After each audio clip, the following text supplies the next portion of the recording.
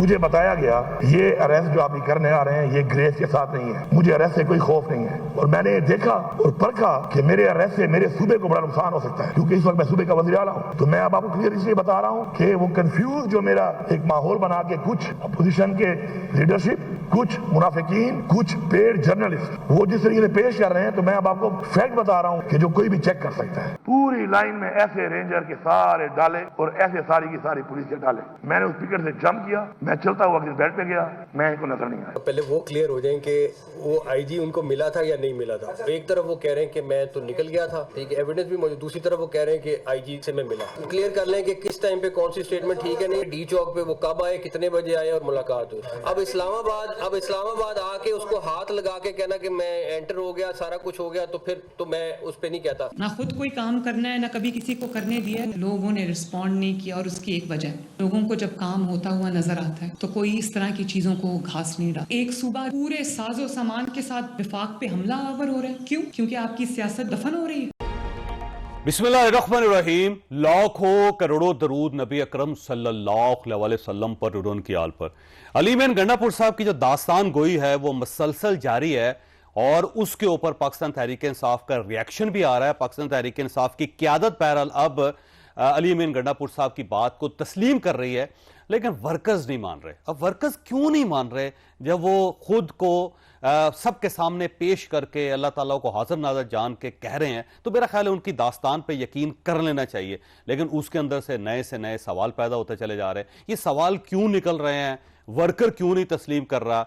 और सब लोग हंस के क्यों कहते हैं कि हाँ जी गंडापुर साहब कह रहे हैं तो ठीक ही कहते होंगे? ये किस्सा है क्या? आज के शो में ये भी डिस्कस करेंगे। और आईनी तरामीम के लिए गवर्नमेंट ऑफ पाकिस्तान ने मौलाना फजलुर रहमान साहब को तकरीबन रजामंद कर लिया है। अब मौलाना फजलुर रहमान साहब कुछ तब्दीलियां करके आईनी अदालत बनाने पर रजामंद हो गए हैं। और मौलाना क्या वाकई स्टैंड कर सकेंगे, नहीं करेंगे, और क्या गवर्नमेंट के जो ऑब्जेक्ट्स हैं वो पूरे हो सकेंगे या नहीं होंगे, ये भी हम आज के शो में डिस्कस करेंगे। और इलेक्शन कमीशन की जो ताज़ा तरीन सूरत हाल है, जो ताज़ा तरीन पोजीशन है, उसके ऊपर भी बात करेंगे। हमारे साथ तशरीफ रखते हैं अतर काजमी साहब, सीनियर सहाफ़ी हैं, अमर इलियास राना साहब, सीनियर सहाफ़ी और आप तजियाकार हैं, आप इनको अच्छी तरह जानते हैं। हफीजुल्लाह न्याई साहब हमारे साथ तशरीफ रखते हैं, सीनियर सहाफ़ी, तजियाकार हैं। अगर आप इजाज़त दें तो न्याई साहब को शामिल कर लें पहले। न्याई साहब ये फरमाइए सर, ये आपकी पुरानी पार्टी है, आप इसको अच्छी तरह समझते हैं। ये जो गंडापुर साहब की बात है, वो जब कह रहे हैं कि मेरे रूहानी मोजज़ात हैं और मैं उनके सामने से गुजर के चला गया, ना रेंजर्स को पता चला, ना पुलिस को पता चला, और साथ साथ वो कह रहे हैं कि आईजी इस्लामाबाद जो है उसको तब्दील करें, नहीं तो मैं दोबारा धावा बोलूंगा, और उस डीपीओ को कुछ कहने के लिए तैयार नहीं जैसे उनको सिक्योरिटी नहीं दी थी। तो ये सारी दास्तान हजम होती है आपको? वैसे मेरा हाजमा आप क्यों चेक कर रहे हैं? अतर बैठा है और यंग मैन है, और इसका जो हाजमा है मेरे ख्याल है इस मामले में तो इनका हाजमा आज मैं भी चेक करूंगा। लेकिन मसला यह है कि मौजूदात तो उसके तो हकूक मलकियत तहरीक इंसाफ के पास है, ये तो आपको मानना पड़ेगा। ठीक, क्योंकि इसका इन्होंने जो प्रोप्राइटरी राइट से जो कहते हैं ना मौजूदात किए, तो वो इनके पास है, चाहे अलीमीन गंडापुर साहब हो या लीडर साहब हो, तो वो तो आपको कोई ना कोई मार्जिन देना पड़ेगा। मुझे खलील जबरान का एक कॉल नजर आता है जब भी इस तरह का बंदा मेरे सामने आए। वैसे नियाज़ी साहब मैं डर गया हूँ, वो खोसा साहब ने खलील जबरान की भी ऐसी तैसी फेंक दी। खलील जबरान से फरमाते हैं जी कि उसने मुझे एक बात बताई और मैं मान गया। ठीक, उसने उसको दोहराया, मुझे शक पड़ गया। ठीक, उसे जब कसम खाई तो मैंने कहा झूठ बोल रहा है। सही। अब अलिफ लैलवी कहानी, साइड फोर्साइड बहुत बड़ा राइटर है, जिंदा है, बहुत सही जर्नलिस्ट भी है। उसने day of the jackal type किताबें, बहुत बड़ी बड़ी बुक्स लिखी। तो वो हमेशा होता है कि हकीकत को वो फिक्शन में डालते, जैसे हमारे यहाँ नसीम मिजाजी साहब नहीं करते, लेकिन उसमें कुछ हकीकत होती है तो फिक्शन बनती है। ये मैं पहली देखी फिक्शन के जो चांद शहजादी कहानी है और एक घोड़े पे जा रहा है और तलवार हाथ में है, डंडा फिर रहा है। अब मुझे कहा, मेरा ख्याल ये है कि शुरू में जो स्क्रिप्ट उन बेचारों को दिया गया है उनमें इतनी काबिलियत नहीं थी कि स्क्रिप्ट ही कोई ऐसा होता है कि जो माकूल जहनों को फील करता, जो एवरेज ही जो दिमाग से लोगों को भी अपील करता। वो उसमें वो क्या स्क्रिप्ट है तो किसी को भी अपील नहीं कर रहा। एक आम आदमी को तहरीक इंसाफ वालों के लिए सिवाय उसे एम्बेरसमेंट और शर्मिंदगी के अलावा और कुछ नहीं इकट्ठे किया। आखिरी बात मैं थोड़ी ऐड करता रहूं कि मैं तो ये जब से इस्लामाबाद का मार्च हुआ है और जब से इन्होंने भड़के लगाई हैं कि मैं आ रहा हूं, तो मैं तसलसल देखी कह रहा हूं। अभी 4-5 दिन पहले कॉलम ही लिखा इससे एक दिन पहले जो जब ये इस्लामाबाद आए, और सारी जगहों पे यही कहा कि जी इस मार्च पे अली अमीन गंडापुर जो है वो एक्सपोज हो जाएगा। ठीक है। अब इसके बाद और दूसरी बात ये है, ना सिर्फ ये कि वो एक्सपोज हो जाएगा, मुझे यकीन है कि इससे अब वजारत आला जो है वो सिंध जाएगी। मेरे नहीं ख्याल के इमरान खान साहब तक पूरी स्टोरी जब पहुंचेगी या जब ये चीजें सामने आएंगी तो मेरे नहीं ख्याल के इसके बाद वजारत रह सकती है। लेकिन असल क्राइसिस है कि सारे मामले में इमरान खान साहब, जबकि मेरा ख्याल ये न्याय साहब उनकी वजारत आला को कोई खतरा नहीं है। इमरान खान साहब उनके मोइज़ात को तस्लीम कर लेंगे, क्योंकि इमरान खान साहब ये मानते हैं कि ऐसे मोइज़े होते हैं कि लोग सामने से गुजर जाते हैं, किसी को नजर ही नहीं आते। अल्लाह ताला ने ऐसी चादरें भी बनाई हुई हैं, जब आप उसको ओढ़ लेते हैं तो आप पूरे लश्कर के अंदर से गुजर जाते हैं, किसी को नजर नहीं आता। इमरान खान साहब का ये ईमान है, लिहाजा वो तस्लीम कर लेंगे इनको कि इनके साथ वाकई ऐसा हुआ है। राणा सिंह, ये फरमाइए कि असल स्टोरी है क्या और ये क्यों ट्विस्ट होती जा रही है मुसलसल?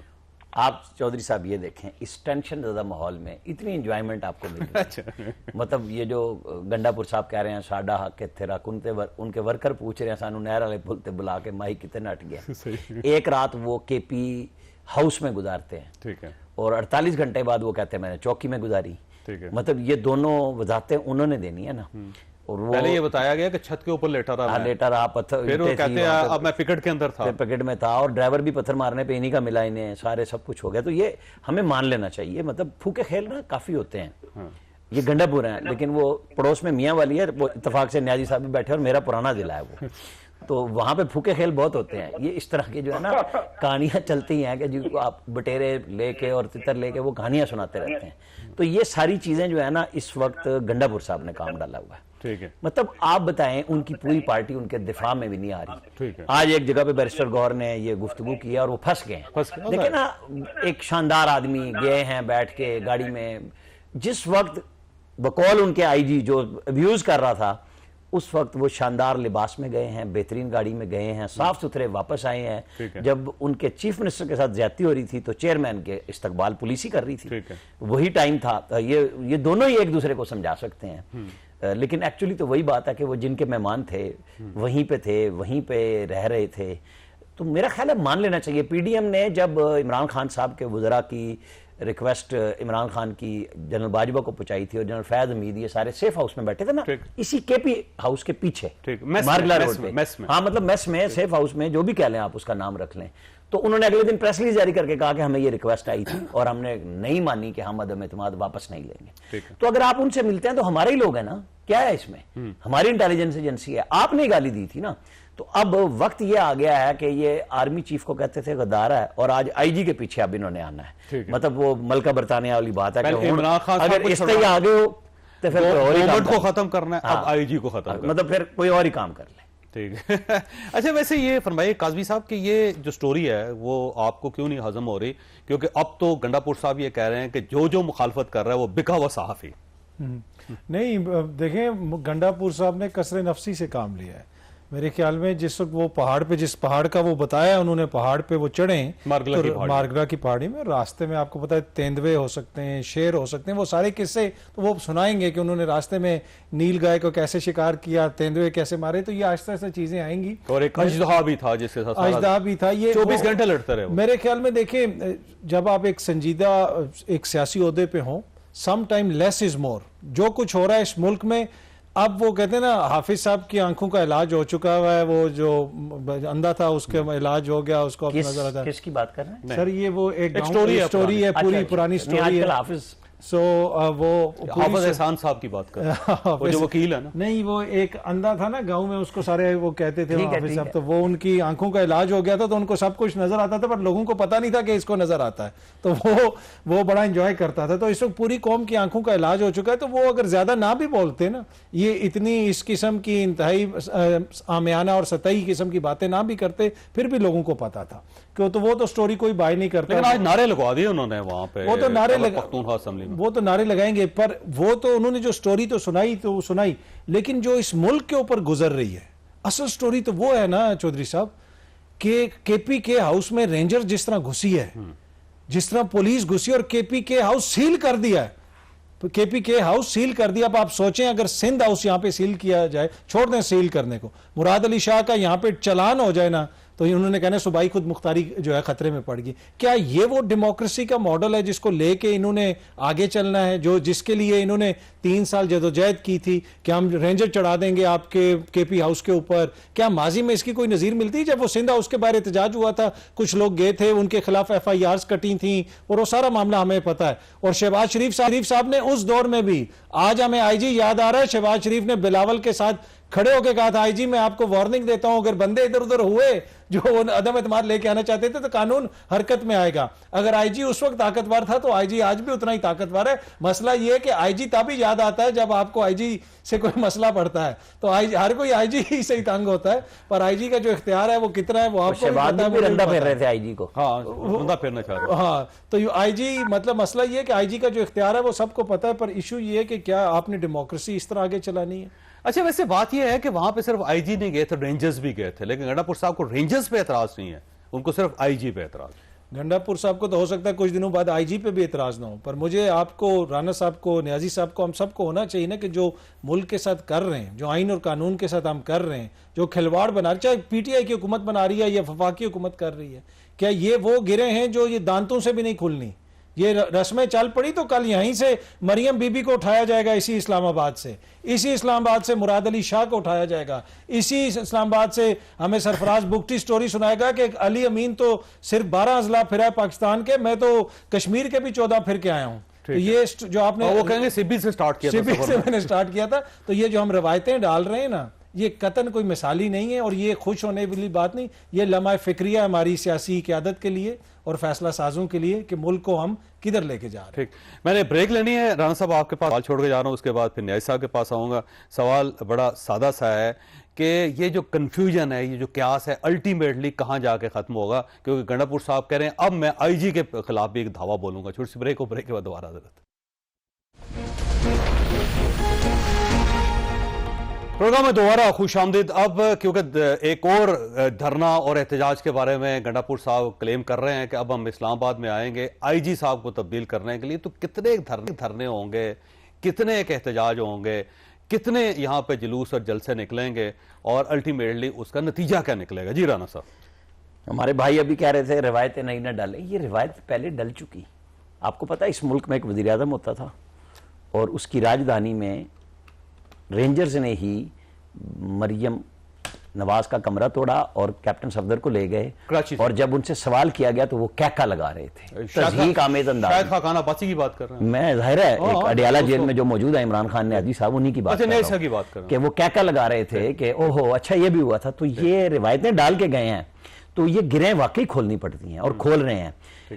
मैं इनकी कादमी साहब की इस बात से कल भी मैंने बात की और आज भी कर रहा हूं, केपी हाउस को बेवकूफी है बंद करना। आपने रोकना ना, आप उनकी इन्वेंट्री बना लें, लोगों के आने जाने की चेक कर लें कि यहाँ पे जत्थे इकट्ठे ना हो सके, लेकिन ये कपड़ों में चले जाएं, ये नहीं, ये काम ही गलत है, आपको ये नहीं करना चाहिए था और इसको जितनी जल्दी खत्म कर दें उतना बेहतर है। इससे अगली स्टेज एम्बेसियां हैं कि आप नहीं देखिए ना, आप क्या करना चाह रहे हैं, मतलब ये गुस्सा है ना, जैसे वो उस वक्त प्रेस रिलीज जारी हुई थी कि जवान जज्बाती हो गए थे, तो ये गलत बात है ना, जो जब गलत थी गलत है, गलत होगी। तो खान साहब को तो अब ये देखना पड़ रहा है, जब वो मजाक उड़ाया करते थे, ये नहीं कि किसी और से उड़ा रहे हो, बात अभी हो रही थी IG के ऊपर, तो वो शहबाज गिल साहब क्या कहते थे, रंदा फेरेंगे हम, तो फिर क्या हुआ? अल्लाह ताला किसी को भी किसी भी तकलीफ से बचाए। मैं मजाक नहीं उड़ा रहा, लेकिन ये हमें किसी का भी नहीं उड़ाना चाहिए। रिवायत नहीं चलनी चाहिए, लेकिन रिवायत डाली गई। ये गुस्सा एक दौर था बेनजीर भुट्टो और नवाज शरीफ के अंदर भी था, दोनों एक दूसरे की हुकूमतें गिराने में हर से आगे चले गए, और फिर जब मुल्कों अपने मुल्क से चले गए तो फिर इनको मिसाक जमहूरियत करनी पड़ी। आज भी खान साहब को ये जो अब सोच रहे हैं ना कि मैं इनके साथ खड़े हुए लोग हैं, हम ये कर देंगे वो कर देंगे, लेकिन सलमान अकरम राजा ने कल तो ये कहा था ना कि मेरे तजर्बे का क्या फायदा अगर मैंने अरेस्ट होना है, तो भाई वो जो वर्करों को बुला के मरवा दिया, तो उस तजर्बे का आपकी सेक्रेटरी जनरलशिप ने क्या लेना है? आज आप कह रहे हैं हम जमीर झंझोड़ने गए हैं। अगर आप 9 मई ना करते, आपने ये काम ना किए हुए होते तो फिर हम आप सब के लिए कम से कम बिल्कुल जिस तरह आइन और कानून की बात हमारे कादमी साहब बार बार करते हैं कि कोई आइन और कानून है तो आपको जलसे का भी हक था, सही बात, आप बैठते, लेकिन जब आप चौधरी निसार को कह के आप पारा का धोखा देके और पहुंचते हैं डी चौक में और फिर 9 मई भी कर दें, आप सब कुछ कर दें, उसके बाद आपको जत्था बर्दारी की इजाजत एससीओ पे नहीं दी जा सकती। इस पे मैं कम से कम बड़ा कन्विंस हूं कि हुकूमत ने ये काम इनको क्लियर करना चाहिए कि हम क्या करना चाहते हैं, फिर बैठ जाए एहतजाज करने के लिए, कोई बाहर की जगह जैसे पहले ली थी। कम से कम डी चौक नहीं बनता जिसकी रिवायतों में हमेशा से जिस तरह हम कहते हैं पाकिस्तान में आइन और कानून है, अंग्रेजी दा दी थे पंजाबी दा दा, खान साहब भी वही कुछ कर रहे होते हैं। बिल्कुल सही है। अच्छा नहीं सर, ये फरमाइएगा सर, ये आपका तजर्बा क्या कहता है कि इमरान खान साहब के साथ ज़ाहिर जिंदगी का बड़ा हिस्सा गुजरा है आपका, तो ये जो सिनेरियो है जिसमें गंडापुर साहब हर बार गायब हो जाते हैं, वो आते हैं और दरमियान से गायब हो जाते हैं, फिर वो उनका ज़हूर होता है पेशावर में बार बार, तो इसको इमरान खान साहब किस तरह इंटरप्रेट करेंगे और क्या गंडापुर साहब की वजारत आला जो खतरे में पड़ जाएगी इसके बाद? सब 2-3 चीजों को मैं ख्याल उसके प्रोस्पेक्टिव में रखिए।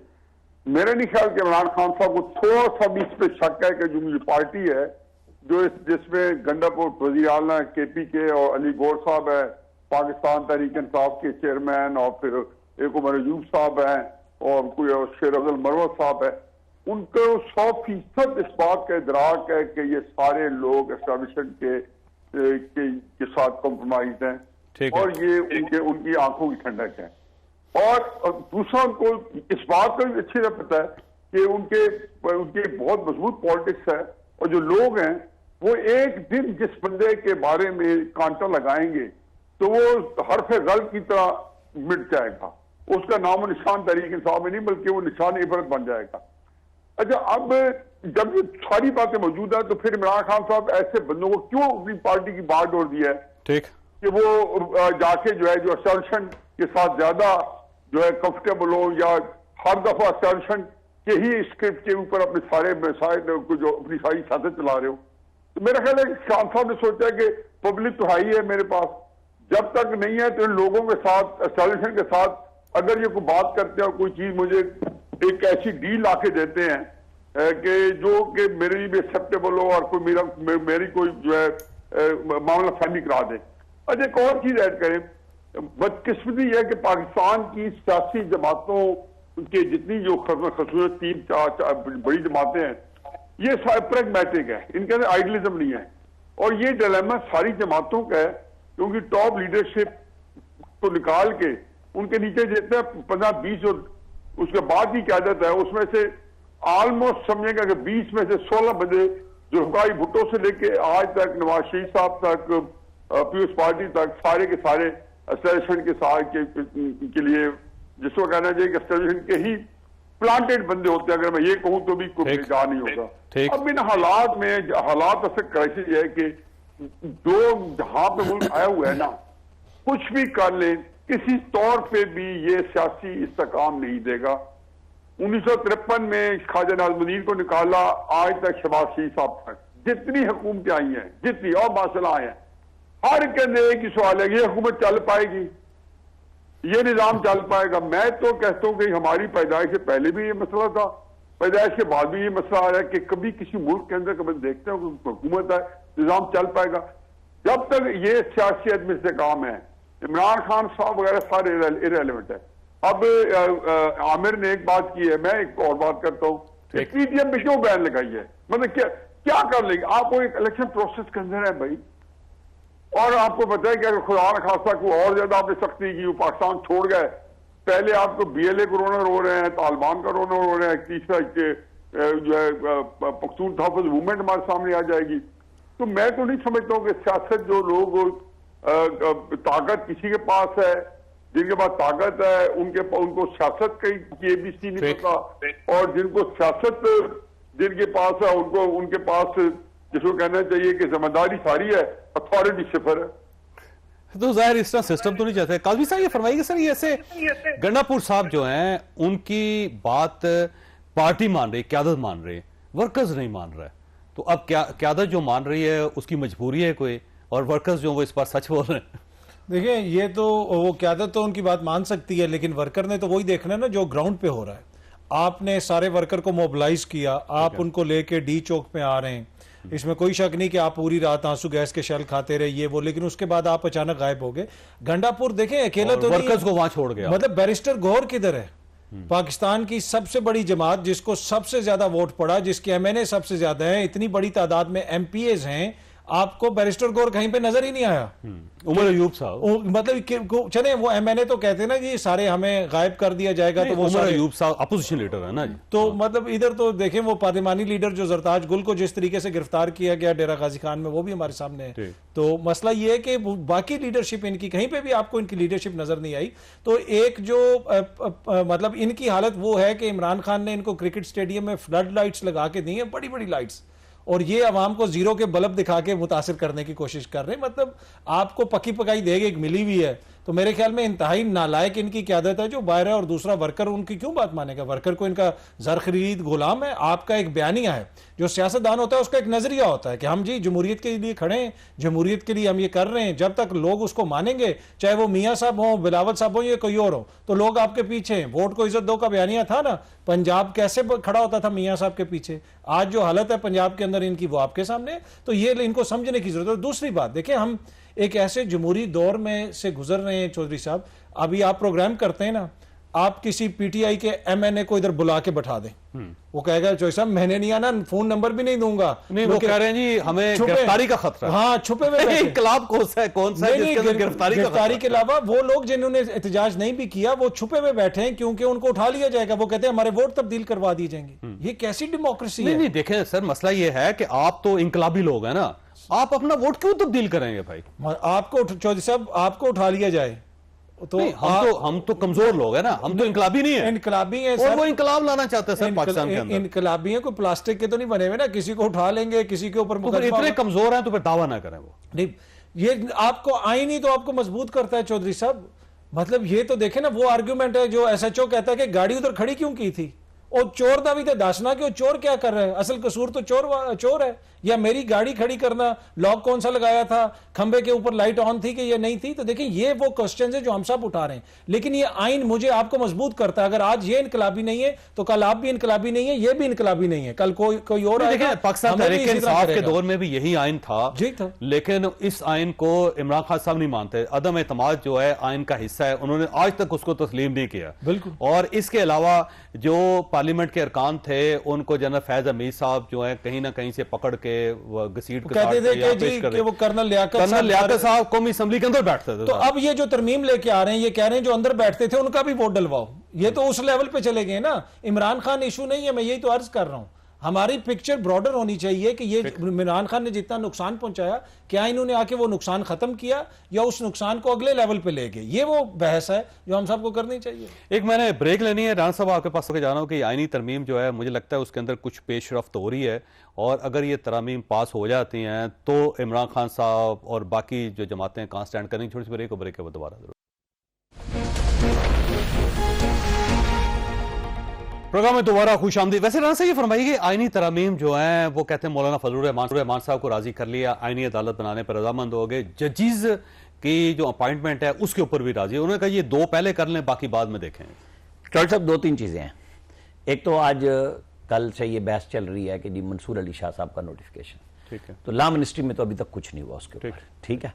फिर है आईनी तरमीम, ठीक, ये मुझे पता है कि जो हमारे वजीर कानून है वो इस बात के दाई हैं कि आप एससीओ के फौरन बात कर लें। हाँ ठीक है, 18 या 19 तारीख को। लेकिन बहुत सारे लोगों की ख्वाहिश है कि अभी हमारे पास दिन है, आप पहले कर लें। ठीक है, ठीक है, इस वीक में जो चल रहा है इसमें 2 दिन का इसी स्पेल के अंदर आप मतलब कि आप कर लें। पीटीआई गायब है, क्योंकि आपको मैं बताऊं कि वजीर कानून के बारे में बातें बहुत होती हैं, लेकिन वो अड़ गए थे शहबाज शरीफ की जब वजीर आजमशिप हो रही थी। शायद वजीर आजम शहबाज शरीफ की अपनी ख्वाहिश भी थी कि जो पीटीआई के मुनर्रफीन थे 20 लोग एमएनए के, उनके वोट भी उनको डलवाए जाए। तो आदम नजीर तारा ने नहीं डालने दिया था कि आप एक वोट से भी वजीर आजम बन रहे हैं ना, 2 से फालतू से, तो आप वजीर आजम बने, अपने ऊपर स्टैंप ना लगाए। उन्होंने पंजाब में हमजा शहबाज की बारी भी यही कहा था कि खवातीन जो पीटीआई की हैं उनके वोट ना डलवाएं और मिनिमम वोटों से आप वजीर आला बन जाएं, ताकि जब ये लोग फारिग हों तो आपके पास ज़िमनी इलेक्शन कम से कम हो। अब भी उनकी यही राय है जो मैंने चेक किया, जो गुफ्तगू हो रही है। कुछ लोगों ने ये कहा कि शायद मौलाना फजलुर रहमान ने ये शर्त लगा दी है कि पहले नोटिफिकेशन करें मंसूर अली शाह साहब का, जो मेरी इतला के मुताबिक ऐसी नहीं है, नहीं गलत। ठीक है जी, ये मतलब दूर की कौड़ी जो लोग लेके आ रहे हैं वो ये कर रहे हैं कि ये भी हो रहा है, ये भी हो रहा है। मौलाना फजलुर रहमान के साथ बड़े अच्छे अंदाज में गुफ्तगू हो रही है, उनको भी रास्ता मिलेगा कि उनकी भी फेस सेविंग हो, गवर्नमेंट की भी हो, और तैयारियां पूरी हैं। अब एमएनएस जिस तरह काजमी साहब कह रहे थे कि वो बचते फिर रहे हैं, इनको उन एमएनएस की सच्ची बात है, मौलाना फजलुर रहमान अगर वोट डाल रहे हैं तो इनको किसी पीटीआई के 63A वाले की जरूरत नहीं होगी।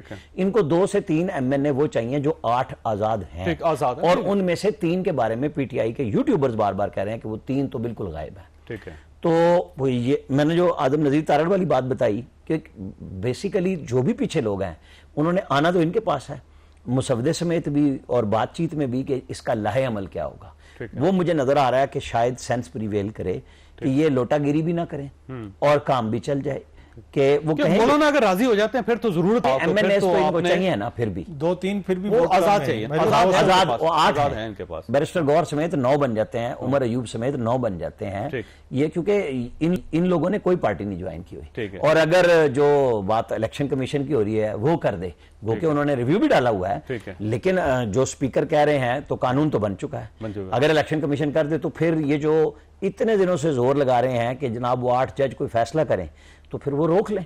फिर रोकने का तो यह है कि पहले भी उनका ऑर्डर नहीं माना गया, फिर नया भी कर लें। ठीक है, अच्छा ये फरमाइएगा नहीं साहब कि ये जो आईनी तरमीम है मुझे लगता है गवर्नमेंट ने अब करवा लेनी है, और 2 ऑप्शंस हैं कि ये जो एसईओ का इजलास है उससे पहले हो जाए, और या फिर इमीडिएटली बाद, यानी 17 तारीख को ये मीटिंग खत्म होगी, 18 या 19 को आप फौरी तौर पर कर दें, क्योंकि इमरान खान साहब से मीटिंग जो है लोगों की वो 21 तारीख से स्टार्ट होगी, और उससे पहले कि इमरान खान साहब डायरेक्शन ना पार्टी को दे सकें और उससे ये सारा इसी स्पेल के अंदर वो निकल जाए।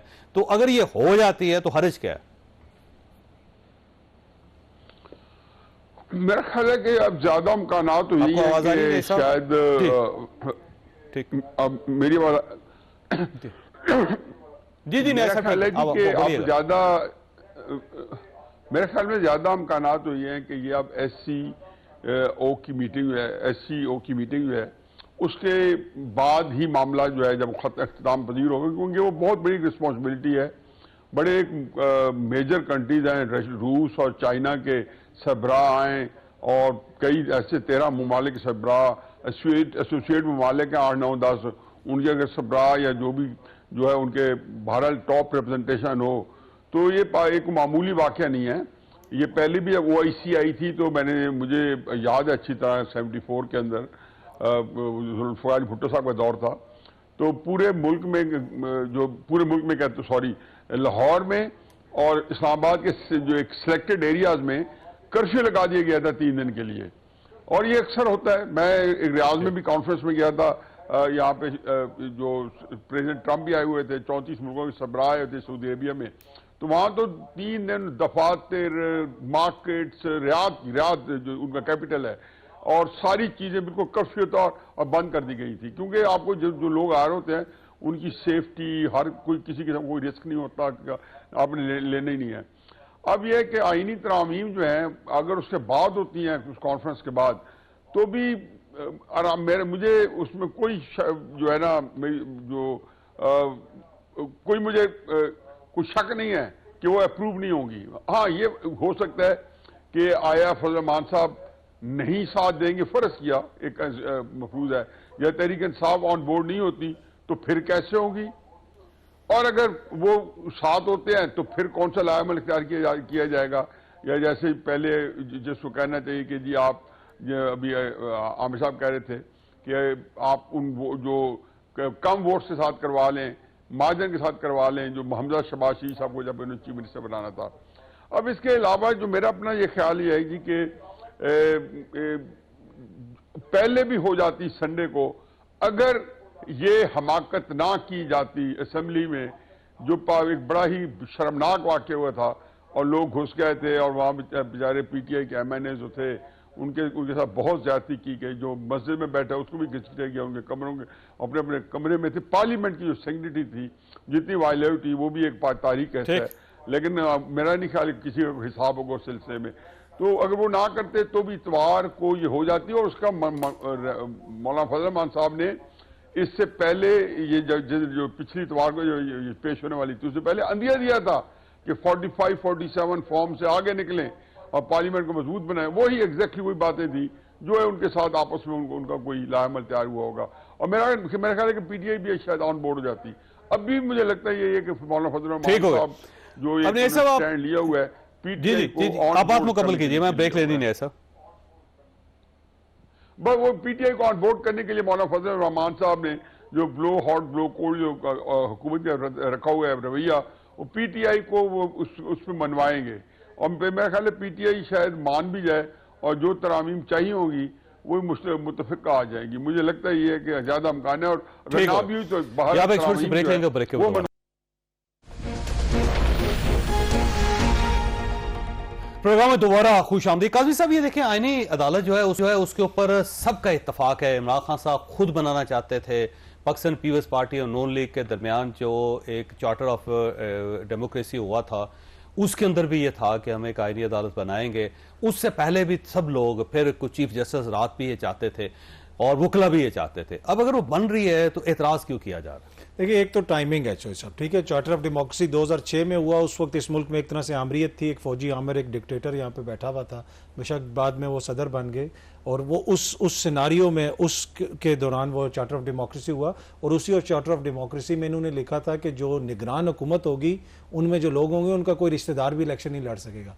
अब माशाल्लाह इन्होंने निगरानों को इलेक्शन लड़ा के नई हुकूमत में शामिल कर लिया। तो चार्टर ऑफ डेमोक्रेसी के बाद बहुत सारी चीजें बदल गई। इनकी हुकूमतें आई बार बार, क्यों नहीं आईनी अदालत बनाई? देखिए, इस वक्त ये कौम जो है ना, जिस तरह बैरिस्टर गौर और अली अमीन अपने वर्कर को इस वक्त जो है बेवकूफ़ नहीं बना सकते, ये लोग भी इसी तरह इस कौम को बेवकूफ़ नहीं बना सकते। ये जो सब कुछ किया जा रहा है, ना ये आइन के लिए किया जा रहा है, ना ये अदालत के लिए किया जा रहा है। अभी मेरे दोस्त जो हैं राना साहब ने फरमाया कि अगर सुप्रीम कोर्ट का फैसला पहले नहीं माना गया फिर नहीं माना जाएगा। तो आइन और कानून की इस मुल्क में बात करते हुए भी इन लोगों को थोड़ा सा ख्याल करना चाहिए। अगर इन्होंने अदालतों के फैसले नहीं मानने तो आइनी छोड़ के आप गैर आइनी अदालत बना लें, क्या फायदा उसका? इशू ये है कि ये किसी आइन के लिए नहीं हो रहा है, ये इस वक्त सिर्फ इसलिए हो रहा है कि इनकी पॉलिटिकल नीड है कि आपने एक सियासी कुव्वत को रोकना है। इमरान खान के ऊपर जो आगे मुकदमा चलना है, जो सारी चीजें होनी, वैसे अगर आईनी अदालत नहीं बनती, अगर तरामीम नहीं होती तो क्या होगा जी? क्या फर्क पड़ जाएगा? कुछ फर्क नहीं। अगर नहीं होती गवर्नमेंट चली जाएगी क्या? नहीं, गवर्नमेंट अगर आईनी अदालत नहीं बनती है तो गवर्नमेंट तो चलती रहेगी। इनको मखसूस नशिस्तें नहीं भी मिलती तो गवर्नमेंट तो फिर भी चलती रहती। अगर ये अदालत का फैसला मान लेते गवर्नमेंट फिर भी मजबूती से चलती रहती। पर इतनी इनको कौन सी क़यामत आई हुई है कि ये अदालत को भी मानने के लिए तैयार नहीं है, किसी चीज को मानने के लिए तैयार नहीं, और ये आईनी लाना चाहते हैं। तो ये है ना असल मसला जो इनसे पूछा जाए कि भाई क्यों आप ये सब कुछ कर रहे हैं, क्या वजह है? उसकी वजह क्या है? जस्टिस मंसूर अली शाह साहब आ जाते हैं तो क्या फर्क पड़ेगा? और काजी फायद साहब अगर लिंगरान कर जाते तो क्या फर्क पड़ेगा? और आईनी अदालत नहीं भी बनती तो क्या क़यामत आ जाएगी? जॉय साहब, मैंने जो बात कही थी ना फैसला ना मानने वाली, मैं जर्नलिस्ट हूं ना, तो मैं तो उसी हिसाब से करूंगा। ये मैंने तो कह दिया ना कि गवर्नमेंट तो है नहीं, यहाँ पे अंग्रेजी दा दा है और पंजाबी दा, वो अंग्रेजी दा दी है तो पंजाबी दा दा है, जिथे लगता है उत्थे ला। इससे ज्यादा तो नहीं मैं खुल के बता सकता आपको। क्या बताऊं कि क्या है यहाँ पे? हमेशा से यही हुआ है, जिसका जब जोर चला है उसने यही किया। अच्छा चलें जी, जो अदलिया और फौज मिलके खेलते थे अब नहीं खेल रहे, ठीक है, तो ठीक तो करना है। मतलब हमारी एस्टैब्लिशमेंट समझती है खेल के अंदर इन्होंने मुल्क की सलामती को खतरे में डाल दिया है। एक यकसुई से एक ही पार्टी को इंसाफ मिल रहा है, बाकी सारी पार्टियां इधर उधर फिर रही हैं। वहां पे भी वो आइन की शिकें सस्पेंड कर देते हैं जजेस अपनी मर्जी से। जैसे 63A में हमजा शहबाज को निकालना था, परवेज इलाही को लाना था, तो वो आइन खुद से रीराइट कर दिया। यहां पे भी ना उन खवातीन को बुलाया, ना उन मखसूस अकलियतों को बुलाया कि जी हम आपके खिलाफ मुकम्मल इंसाफ फराम करने जा रहे हैं। आप पार्टियों को बुला लेते। वकील कह रहा है नहीं आप उनको दे दे, सुन्नी इत्तेहाद कौंसिल को, पीटीआई का वकील कह रहा है, वो कहते नहीं पिटीशन ही उनके लिए नहीं, वो कहते नहीं हमने आपको देनी है। तो ये वो चीजें हैं जो बहुत सारे लोगों को इरिटेट करती हैं कि ये सिस्टम के अंदर एक नया सिस्टम बन रहा है। वो यूसुफ रज़ा गिलानी ने क्या कहा था? रियासत के अंदर रियासत नहीं बन सकती। तो रियासत कहती है फिर रियासत तो नहीं बनेगी। अब ये रियासतें आपस में टकरा रही हैं। मैं और आप तो तबसरा ही कर सकते हैं ना, तौहीन अदालत से भी बचना है, हकायक भी बयान करने हैं, करें तो क्या करें? सही बात। अच्छा, नहीं ऐसे ये फरमाइएगा, ये एक परसेप्शन है कि जी जस्टिस मंसूर अली शाह साहब आ जाएंगे तो ये गवर्नमेंट चली जाएगी, अब उनका रास्ता रोकना जरूरी है। क्या ऐसा हो सकता है सर?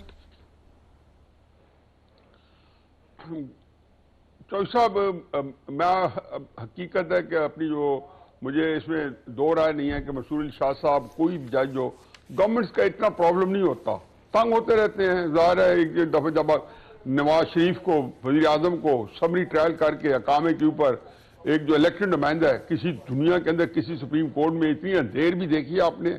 जरूरत है किसी मुल्क में कि वजीर आजम को उठा के कह दे कि तुम घर चले जाओ, तुम्हें तौहीन अदालत की है, या तो फलां ने जो यूसुफ ज़रदारी के केस में आपने जो है मिस डिक्लेरेशन किया, कामा है।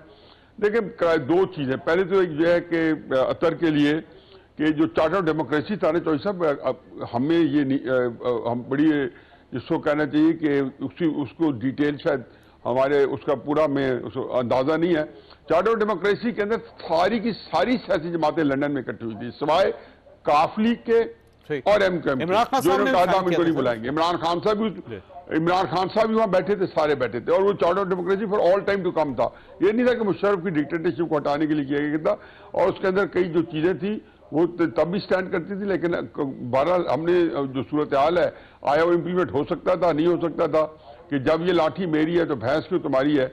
इस वक्त सूरत हाल ये है कि आपकी जो अदालतें हैं उनके पास चॉइस है क्या?